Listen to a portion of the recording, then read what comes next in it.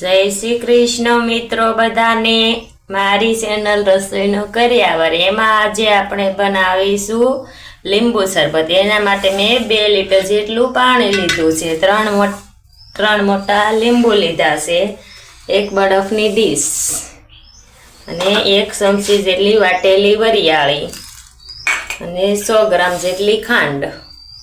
હવે આપણે લીંબુ શરબત બનાવીશું। એના માટે આપણે સૌ પ્રથમ ખાંડને ઓગાળી લઈશું તેમાં નાખીને।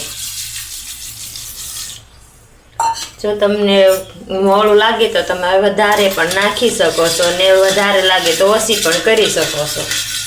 ખાંડને આ રીતે હલાવીને ઓગાળી લઈશું। તમે મિક્સરમાં પણ તેને ક્રશ કરીને પાવડર નાખી શકો છો।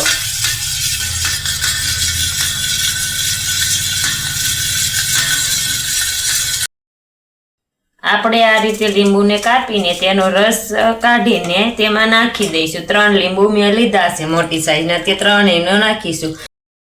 ખાંડ અને લીંબુનું પ્રમાણ વધારે હોય તો શરબત વધારે સારું લાગે છે। આપણે બધા જ લીંબુને આ રીતે આમાં નાખી દઈશું નીસવીને।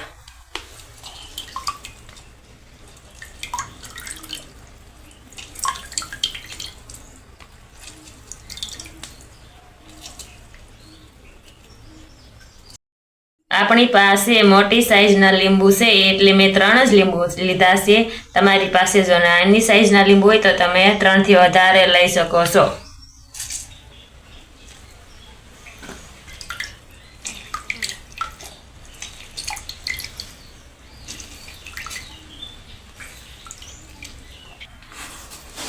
આપણા શરબતમાં થોડી ખાંડ ઓછી લાગતા મેં 20 ગ્રામ જેટલી ખાંડ ફરીથી નાખી છે ને 1 ચમચી જેટલું મીઠું નાખીશ। તમે તમારા સ્વાદ અનુસાર મીઠાને નાખી શકો છો।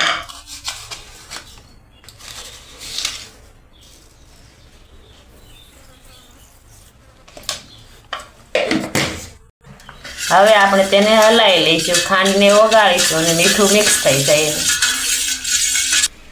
લીંબુને સૌ પ્રથમ શરબતમાં ન નાખવું, કારણ કે ખાંડ જટ નહીં ઓગળે। ખાંડને પહેલાં નાખીને ઓગાળવી।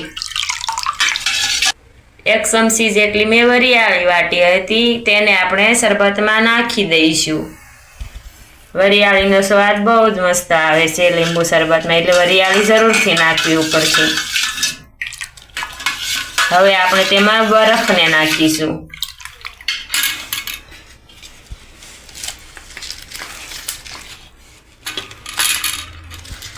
બરફ તમારે જેટલું ઠંડુ પીવું હોય એમાં એ પ્રમાણે નાખી શકો છો।